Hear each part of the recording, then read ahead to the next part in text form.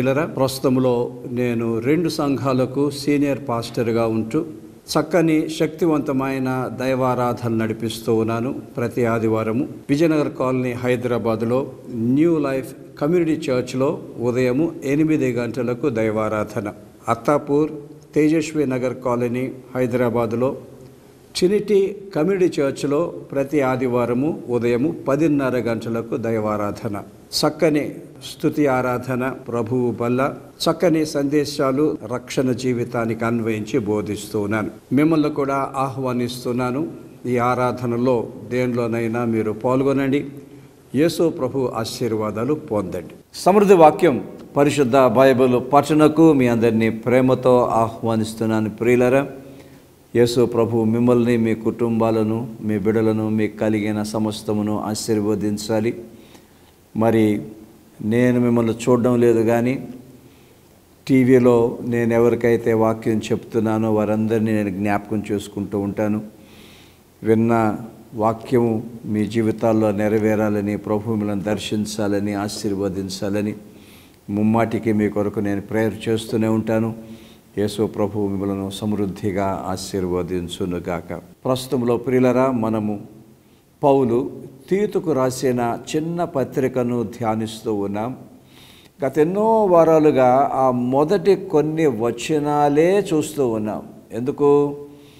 ఒక్కొక్క వచనములో నిగూఢమైన సత్యాలు, ఒక్కొక్క వచనములో ఎన్నో మర్మాలు, అంతరార్థాలు, మన రక్షణ జీవితానికి కావలసినవి, రక్షణ జీవితంలో మీరు నేను అనుసరించవలసినవి ఎన్నో విషయాలు మనం చూసాము. ముఖ్యంగా ఈ మొదటి అధ్యాయం అంతా కూడా పౌలు తీతుకు రాస్తూ అబద్ధ బోధకుల గురించి జాగ్రత్త అంటూ హెచ్చరిస్తున్నాడు.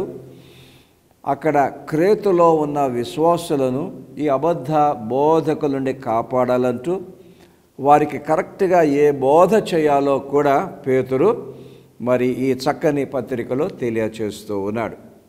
ఇంతవరకు మొదటి అధ్యాయము మొదటి 12 వచనాలు మనం చూసాము. ఇప్పుడు 13, 14 వచనాలను చూద్దాం. ప్రియులరా, ఈ సాక్ష్యము నిజమే. ఈ హేతువు చేత వారు యూదుల కల్పన కథలను, సత్యము నుండి తొలగిపోవునట్టి మనుషుల కట్టడలను లక్ష్య పెట్టక విశ్వాస విషయమున స్వస్థులగు నిమిత్తము వారిని కఠినముగా గద్దింపుము. ఈ సాక్ష్యము నిజమే. ఏ సాక్ష్యము నిజమే? 12వ వచనములో వారిలో ఉన్న ఒక ప్రవక్త వారి గురించి ఇచ్చిన సాక్ష్యము గొప్పది. ఏంటి? ఆ క్రేతులో ఉన్నవారట, వారు ఎల్లప్పుడూ అబద్ధికులను, దుష్ట మృగములను, సోమరులను, తిండిబోతులనై ఉన్నారు. వాళ్ళు ఎందుకలా తయారయ్యారు? తప్పుడు బోధకుల ద్వారా. ఇదే అవుతుందండి. ఎప్పుడైతే రాంగ్ టీచింగ్, తప్పుడు బోధలు వచ్చేస్తాయో నాణ్యవంతమైన విశ్వాసం ఎగిరిపోద్ది, వాక్యానుసారమైన జీవితాలు ఎగిరిపోతాయి, ఇష్టానుసారమైన జీవితాలు వచ్చేస్తాయి, శరీరచలు వచ్చేస్తాయి. అందుకే ఏ బోధను విశ్వసిస్తున్నామో చాలా ప్రాముఖ్యమైనదండి. ఎందుకంటే మనం ఏ బోధ విశ్వసిస్తామో దాన్నే అనుసరిస్తాం. తప్పుడు బోధ విశ్వసిస్తామా, దాన్ని అనుసరిస్తాము. రక్షణ, విశ్వాసము, క్రైస్తవ జీవితం అంతా తగలబడిపోద్ది. సరి అయిన బోధ మనం విశ్వసిస్తామా, దాని ప్రకారం జీవిస్తాము, నాణ్యవంతంగా ఉంటాము, నిష్టగా ఉంటాము, పరిశుద్ధంగా ఉంటాము, ప్రభు ఆశీర్వాదాలు పొందగలుగుతాము. ఈ సత్యము నిజమే. ఏమంటున్నాడు? బాబు, ఆ క్రేతులో ఉన్న విశ్వాసుల గురించి నేనేగా చెప్పడం, వాళ్ళ సొంత ప్రవక్తే చెప్పాడు అంటూ ఒక రకంగా నిర్ధారణ చేస్తున్నాడు అనమాట. ఈ సత్యము నిజమే అంటూ ఏమంటాడో చూడండి. ఈ హేతువు చేత వారు యూదుల కల్పన కథలను, సత్యము నుండి తొలగిపోవునట్టు మనుషుల కట్టను లక్ష్య పెట్టక విశ్వాస విషయమున స్వస్థులగు నిమిత్తము వారిని కఠినముగా గద్దించు. తీతు, క్రేతులో ఉన్న విశ్వాసులను కఠినముగా గద్దించు. 2 విషయాల్లో. ఒకటి, ఆ భయంకరమైన తప్పుడు బోధల విషయము వారు వెళ్లకుండా, లక్ష్య పెట్టకుండా అంత మంచి మాట వాడతాడు, దాన్ని నేను వర్ణిస్తాను ప్రియులరా. విశ్వాస విషయమున స్వస్థులగు నిమిత్తము, ఇది కావాలండి. రక్షణ పొందిన వారందరూ విశ్వాస విషయములో స్వస్థులుగా అవ్వాలి. సేఫ్గా ఉంటాం అన్నమాట, రక్షణ ఎటు పోదు. అదేంటో మీకు నేను వర్ణిస్తాను. కానీ ఇక్కడ వార్నింగ్ ఏమిస్తున్నాడు ఆ క్రేతులో ఉన్న విశ్వాసులకు? అరే మీరు తప్పుడు బోధల్లో పోతున్నారా బాబు. మరి ఏంటి ఆ తప్పుడు బోధలు అంటే అక్కడ కొన్ని మాటలు వాడతాడు పౌలు. చూడండి, నంబర్ 1, వారు యూదుల కల్పనా కథలను. ఈ కల్పనా కథలు ఎవరు సృష్టిస్తున్నారండి? చక్కని క్రీస్తు సంఘములో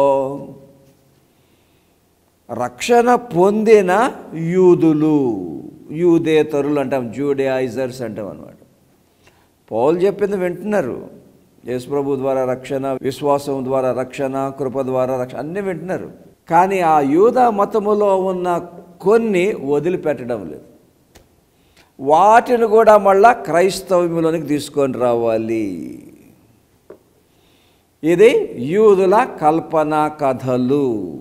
ఈ 13, 14 వచనాల్లో క్రేతులో ఉన్నవారు యూదుల కల్పనా కథలను అనుసరిస్తున్నారు. వాటి విషయము కఠినముగా గద్దించుము. ఏంటండి యూదుల కల్పనా కథలు? క్రేతు సంఘములో కొంతమంది రక్షణ పొందారు, యేసు ప్రభువుని నమ్ముకున్నారు.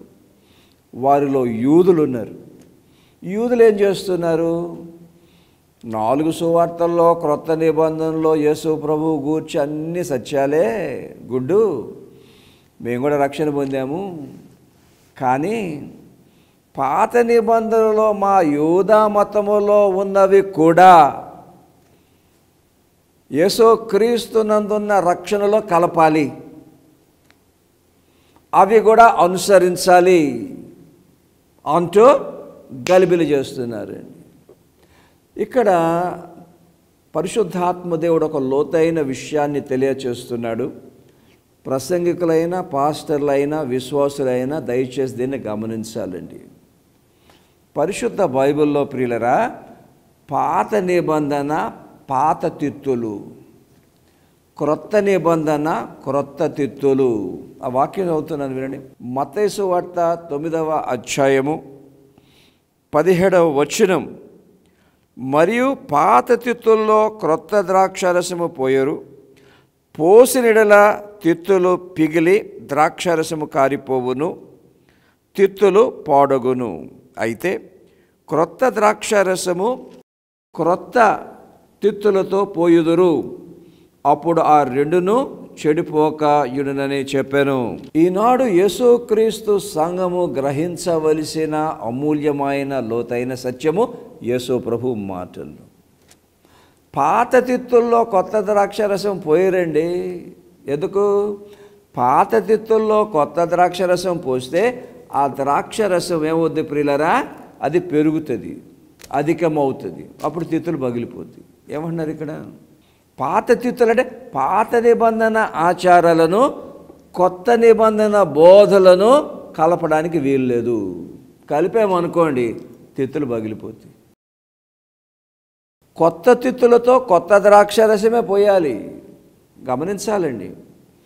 ఈ కొత్త తిత్తులు ఎవరండి? యేసు ప్రభునందు రక్షణ పొందినవారు. కొత్త ద్రాక్షరసం ఏంటండి? 4 సువార్తల్లో యేసు ప్రభు బోధించిన బోధలన్నీ కూడా, కొత్త నిబంధనల సత్యాలన్నీ కూడా. కొత్త తిత్తులు అంటే రక్షణ పొందిన వారిలో కొత్త ద్రాక్షరసం, యేసు ప్రభువు నుండి చివరిగా వెల్లడైన దేవుని ప్రత్యక్షీకరణ, ఆయన ఆజ్ఞలు, ఆయన హెచ్చరికలు, ఆయన బోధలు, ఆయన సత్యాలు కొత్త తిత్తుల్లోనే నిలుస్తాయండి. ఎందుకంటే ఇది మారిన మనుషులు కదా, నూతన జన్మ పొందినవారు కదా, క్రొత్త జన్మ పొందినవారు కదా, హృదయాలు మారినవారు కదా, పునర్జన్మ సంబంధమైన స్నానము చేసిన వారు కదా, మారు మనసు పొందినవారు కదా, వారిలోనే క్రొత్త ద్రాక్షారసం, యేసు ప్రభువు నందు ప్రత్యక్షమైనవన్నీ కూడా కొత్త ద్రాక్షారసం. అంతేగాని మళ్ళా ఈ కొత్త తిత్తుల్లోనికి, కొత్త ద్రాక్షరసంలోనికి పాత తిత్తులు తేకండి. ఆ యూద మతాచారాలు తేకండి. అవి నిలవవు, పగిలిపోతాయి. ఎంత గొప్ప సత్యం అండి ఈ రోజుల్లో ప్రియులారా. పాత నిబంధన మనకు కావాలి. అందులో అనేక సత్యాలు ఉన్నాయి, బోధించాలి. కానీ చాలా జాగ్రత్త, పాత నిబంధనలో ఉన్న యూదా మతాన్ని మనము అనుసరించము. యూదా మతాచారాలు అనుసరించము. యూదా పండుగలు మనము అనుసరించము. మారిపోయాయి. ఈ రోజుల్లో కొంతమంది గ్రహింపు లేకుండా, అవగాహన లేకుండా ఈ పాత నిబంధనలు ఉన్నవన్నీ కూడా మళ్ళీ కొత్త నిబంధనలను కలపాలని, రక్షణ పొందిన వారి మీద రుద్దాలనే ప్రయత్నం చేస్తున్నారు. అలా చేయకండి. నేర్చుకుందాం. కొంచెం థియాలజీ ఉండాలండి, సిద్ధాంతం తెలిసి ఉండాలి. పాత తిత్తులేంటి, కొత్త తిత్తులేంటి, పాత ద్రాక్షరసం ఏంటి, కొత్త ద్రాక్షరసం ఏంటి. We must make a distinction between these two. ఇది అంటారనమాట పౌలు. వీళ్ళు ఏం చేస్తున్నారండి? నంబర్ 1, యూదుల కల్పనా కథలు. కొన్ని మీకు నేను చెప్తా. ఒకటి ఏమంటున్నారంటే వీళ్ళు, యేసు ప్రభువునందు రక్షణ పొందితే సరిపోదండి, యేసు ప్రభువునందు మా యూదా మతాచారమైన మళ్ళా రక్షణ పొందిన వారందరికీ సున్నతి చేయించాలి. చూస్తున్నారా? అది ఎక్కడికి పోదా? పాత నిబంధన అలా పెరిగిపోయిందన్నమాట. ఇక్కడికి వచ్చినా కూడా మైండ్లు మారటంలే, సత్యాలు తెలియటంలే, ఇంకా పాతదే పట్టుకొని ఏలాడుతూ ఉన్నారు. రక్షణ పొందిన వారందరూ కూడా కృప ద్వారా, విశ్వాసం ద్వారా రక్షణ పొందారు. Okay, very good. కానీ వారు కూడా సున్నతి పొందాలి. No, done with. రక్షణ పొందిన వారు మళ్ళా శరీర సంబంధమైన సున్నతి చేయించుకునే అవసరం లేదు. కొత్త ద్రాక్షరసం వచ్చిందండి. ఏంటి ఆ కొత్త ద్రాక్షరసము? పాత నిబంధనలో శరీరానికి సున్నతి, అది పాత ద్రాక్షరసం. కొత్త ద్రాక్షరసం ఏంటండి? యేసు క్రీస్తునందు హృదయానికి సున్నతి. ఎంత గొప్ప సత్యమండి. మళ్ళా నువ్వు అదంతా తీసుకొచ్చి అంత గలిబిలి చేయకు. నీ రక్షణ, నీ విశ్వాసము, కొత్త నిబంధనలు ఏంటో అర్థం చేసుకో. ఫస్టు ఏది బోధించాలో తెలుసుకోండి. ఫస్టు ఏది అనుసరించాలో తెలుసుకోండి. ఫస్టు పాత నిబంధనకు కొత్త నిబంధనకు ఉన్న విచక్షణ ఏంటో తెలుసుకోండి ఫస్టు. ఇది ప్రియులరు. ఇంకోటి అక్కడ అంటాడు చూడండి, ఈ క్రేతులో కొంతమంది యూదేతరులు అంటే జూడియైజర్స్ ఏం చేస్తున్నారండి? కల్పనా కథలు బోధిస్తున్నారు. అంటే యూదా మతాచారాలు మళ్ళా క్రైస్తవ్యులకు తీసుకొస్తున్నారు. Same thing. పాత తిత్తులు పాత ద్రాక్షరసం, కొత్త తిత్తులు కొత్త ద్రాక్షరసం. ఆ పాత తిత్తుల పాత ద్రాక్షరసము, ఆ మతాచారాలు మళ్ళా కొత్త నిబంధనలకు తేకండి. ఇవి కొత్త తిత్తులు, రక్షణ పొందినవారు, మారు మనసు పొందినవారు, వారికి కొత్త ద్రాక్షరసమే కావాలి. కానీ ఆ యూదా మతాచారాలు మళ్ళా తీసుకొచ్చే అవసరము లేదు. చాలా జాగ్రత్తగా ఉండాలండి. మతాచారాలు అంటున్నాం, పాత నిబంధనలు మంచి ఆజ్ఞలు ఉన్నాయి, అవి వద్దనడంలే నేను. మతాచారాలు అయిపోయాయి మనకి. కొన్ని చెప్తా మీకు. వినండి. పాత నిబంధనలో ఒక మతాచారం ఏంటండి? ప్రధాన యాజకుడు సంవత్సరానికి ఒకసారి బలి అర్పణ చెయ్యాలి, ఆ ఇశ్రాయేలు ప్రజల పాప ప్రాయశ్చిత్తము కొరకు. చేస్తామా మనము? చేయడం లేదు కదా. We should not do that. ఎందుకు? యేసు ప్రభు ఒక్కసారే మీ కొరకు బలిగాను అర్పణగాను అర్పింపబడ్డారు కనుక. చూస్తున్నారా? You can't bring that old testament animal sacrifices in to the new testament. ఇంకోటి చాలా ప్రాముఖ్యమైంది, పాత నిబంధనలో నిబంధన మందస్సం ఉన్నదండి. అది యూదా మతానికి సంబంధించింది, మనకు సంబంధించింది కానే కాదు. ఈ మాట చెప్తే మీకు ఆశ్చర్యం పడుతుంది. నేను చెప్పేది మీరు వింటే మీకు అర్థమైపోతుంది. ఆర్క్ ఆఫ్ ద కవెనెంట్, అది పాత నిబంధన. మారిపోయిందండి. క్రొత్త నిబంధనకు వచ్చేటప్పటికి యేసు ప్రభు రక్షణ పొందిన మనతో ఒక క్రొత్త నిబంధన చేశారు. న్యూ టెస్టిమెంట్ కవెనెంట్ ఉంది మనకి. ఓల్డ్ టెస్టిమెంట్ కవెనెంట్ అయిపోయింది, ఆర్క్ ఆఫ్ ద కవెనెంట్ అయిపోయింది. దాన్ని ఎవరూ పట్టించుకోరాదు. మళ్ళా ఆ పాత ద్రాక్షారసాన్ని కొత్త తిత్తుల్లో పోసామనుకోండి, ఆ పాత తిత్తులే పగిలిపోతాయి. వివరిస్తున్నాను వినండి. ఇదేంటంటే మరి బోధకులు నిబంధన మందసాన్ని గురించి బోధించినప్పుడు దాన్ని కొత్త నిబంధనకు ఎలా అన్వయించి బోధించాలి. నిబంధన మందసము యేసుక్రీస్తునందు క్రొత్త నిబంధన ఎలాగయ్యింది. నేను జస్ట్ కొన్ని మాటలు చెప్తా వినండి. ఆ నిబంధన మందసములో 4 ఉంటాయండి. ఒకటి మన్నా. అరణ్యములో ఇశ్రాయేలు ప్రజలను యెహోవా దేవుడు పోషించిన మన్నా ఒక పాత్రలో ఉంటుంది. మరి అది కొత్త నిబంధనకి ఎలాగ అన్వయిస్తామండి? ఎంత అద్భుతంగా ఉంటుంది. కొత్త నిబంధనలో వినండి ప్రియులరా, యేసు ప్రభువే మన మన్నా, ఆయనే మన జీవాహారం. చదవండి వాక్యం, యోహాను సువార్త. నేనే జీవాహారము, పరలోకముడి దిగి వచ్చిన మన్నా నేనే. చూసారా ట్రాన్స్ఫర్ ఎలాగైపోయిందో? పాత నిబంధన మన్నా పట్టుకొని ఎలాడకూడదు, ఇంకా అయిపోయింది దాని పని. మనకు కొత్త మన్నా వచ్చేసింది, యేసు ప్రభు వచ్చేసారు. ఆ నిబంధన మందసములో ఇంకోటి ఉంటుంది చూడండి, మోషే 10 ఆజ్ఞల పలకలుంటాయి. కొత్త నిబంధనకు వచ్చేటప్పటికి ప్రియులరా ఏంటి? Arc of the covenant. నిబంధన మందసములో ఉన్న ఆ మోషే పలకలు కొత్త నిబంధనలో వినండి, యేసు ప్రభు బోధించిన ఆజ్ఞలు. The law of the kingdom of God. యెహోలోకములో యేసు ప్రభు స్థాపించిన దేవుని రాజ్య సంబంధమైన ఆజ్ఞలు. చూస్తున్నారా? ఇదే అంటారనమాట.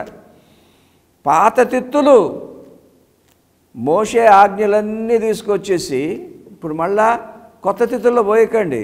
ఈ విచక్షణ తెలుసుకోవాలి ప్రియులారా. పాత నిబంధనలో మోషే ఇచ్చే ఆజ్ఞలు మంచివి, మనం పాటించాలి, పాటించకూడదు అనడం లేదు నేను. కానీ కొత్త నిబంధనకు వచ్చేటప్పటికి యేసు క్రీస్తులో మోషే ఇచ్చిన ఆజ్ఞలను యేసు ప్రభు ఇంకా ఉన్నతముగా బోధించారు. సో రక్షణ జీవితంలో ఏ ఆజ్ఞలకు ఎక్కువగా మనం ప్రాధాన్యత ఇవ్వాలి? 4 సువార్తల్లో యేసు ప్రభు బోధించిన ఆజ్ఞలకు ఇవ్వాలి. మోషే ఇచ్చిన ఆజ్ఞలు కొన్ని ఉన్నట్టుగానే పాటిద్దాము. కానీ ఏ మోషే ఆజ్ఞ అయితే యేసు ప్రభు ఉన్నతంగా బోధించారో ఉన్నతముగా బోధించిన ఆజ్ఞ మనం పాటిద్దాము. ఫర్ ఎగ్జాంపుల్ మోషే ఏమన్నాడండి? మత్తయి సువార్త 5:21లో నరహత్య చేయవద్దు, నరహత్య చేయువాడు విమర్శకు లోగునని పూర్వీకులతో చెప్పబడిన మాట మీరు విన్నారు కదా. నేను మీతో చెప్పునదేమనగా తన సహోదరుని మీద కోపపడు ప్రతివాడు విమర్శకు లోగును, తన సహోదరుని చూసి వ్యర్థుడా అని చెప్పువాడు మహాసభకు లోనగును, ద్రోహి అని చెప్పువాడు నరకాగ్నికి లోనగును. అద్భుతమండి. నరహత్య చేయవద్దు అది మోషే చెప్పాడు, కరెక్టే, చేయకూడదు, పాటించాలి. కానీ దానికన్నా ఉన్నతమైన ఆజ్ఞ యేసుప్రభు ఇచ్చారు. ఏంటది? సహోదరుని మీద నీవు కోపపడదు, సహోదరుని మీద నీవు కోపపడవద్దు. ఎందుకండి? ఎంత బ్యూటిఫుల్గా ఉంటుందండి. నరహత్యకు ఒక కారణము కోపం, ఉగ్రత, ముక్కోపం. చూడండి, ఎన్నో హత్యలు కోపం బట్టే అవుతుంది. యేసుప్రభు ఏం చేశారు? నరహత్య చేయవద్దు, కరెక్టే, కానీ దానికన్నా నేను ఇంకా ప్రాముఖ్యమైన ఆజ్ఞ ఒకటి ఇస్తున్నాను, కోపపడవద్దు. ఎందుకు? ఎప్పుడైతే మీరు కోపడం మానేస్తారో నరహత్యలు ఆగిపోతాయి. నైస్.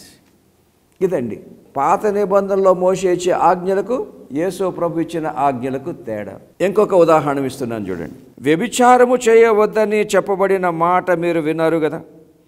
నేను మీతో చెప్పునదేమనగా ఒక స్త్రీని మోహపు చూపుతో చూచు ప్రతివాడు అప్పుడే తన హృదయమందు ఆమెతో వ్యభిచారము చేసిన వాడగును. మోషే ఏమన్నాడు? వ్యభిచారం చేయొద్దన్నాడు. ఓకే, పాటిద్దాం, కరెక్ట్. కానీ దానికన్నా ఇంపార్టెంట్ ఆజ్ఞను ఇస్తున్నాను, ఒక స్త్రీని మోహపు చూపుతో చూడడం మానేసేయండి. ఎందుకు? ఆ మోహమే వ్యభిచారానికి దారితీస్తుంది. ఎంత ఉన్నతంగా బోధిస్తున్నారండి యేసుప్రభు, ఎంత ప్రాముఖ్యమండి యేసుప్రభు ఆజ్ఞలు. ఎందుకు బోధించడం లేదండి ఇవన్నీ? ఈ రోజుల్లో ఒక మానభంగం జరిగిన, భయంకరమైన శరీరేచ్ఛలు జరుగుతున్నా దానికి కారణం ఏంటండి? మోహపు చూపులే కదా. దాన్ని అరికట్టగలిగితే, దాన్ని జయించగలిగితే వ్యభిచారాన్ని జయించవచ్చు కదా. ఏమంటున్నాం? ఆర్క్ ఆఫ్ ద కవెనెంట్లో మోషే ఆజ్ఞలు ఉన్నాయి. ఏ మోషే ఆజ్ఞలు అయితే యేసుప్రభు మార్చేశారో, మార్చిన యేసుప్రభు ఆజ్ఞలు మనం పాటిద్దాం. అదనమాట క్రొత్త తిత్తుల్లో కొత్త ద్రాక్షారసం. నిబంధన మందసములో ఇంకోటి ఉంటుంది చూడండి, ధూపార్తి. కొత్త నిబంధనకు వచ్చేటప్పటికి ఎవరండి మన ధూపార్తి? యేసుప్రభు. ఎఫెసీ 5వ అధ్యాయము మొదటి 2 వచనాలు మీరు చూస్తే, యేసుప్రభు తన శరీరాన్ని, శిలువలో కాచిన రక్తాన్ని పరిమళ వాసనగా ఉండుటకు బలిగాను అర్పణగాను అర్పించుకొనెను. ఆయనే మన ధూపార్తి. ఇంకా మళ్ళా పాత నిబంధనలు అవన్నీ ఇలాగ అనడం వేస్ట్. నా పరిచర్యలో నేను ఇతర రాష్ట్రాలకు వాక్యానికి వెళ్తాను, ఇతర దేశాలకు వెళ్తాను.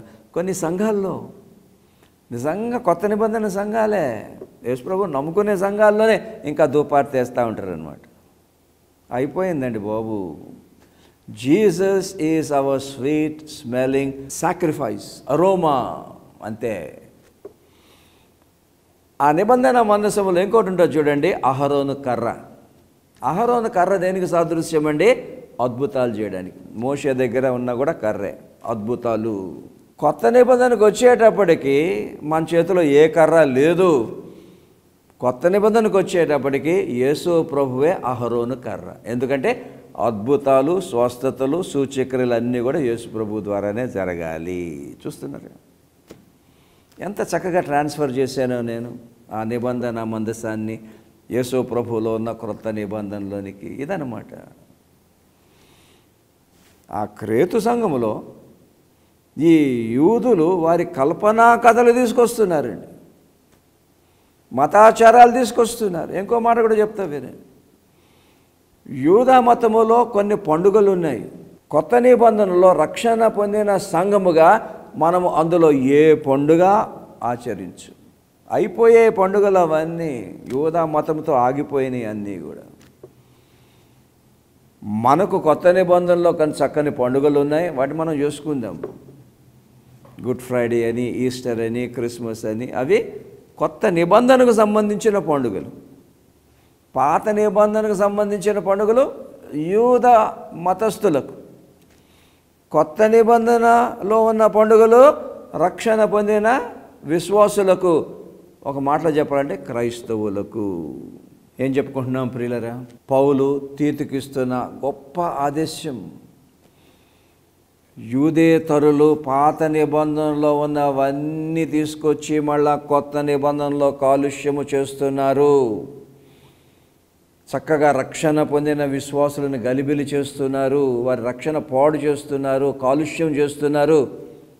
తీతు, నువ్వు వారిని కఠినముగా ఖండించు.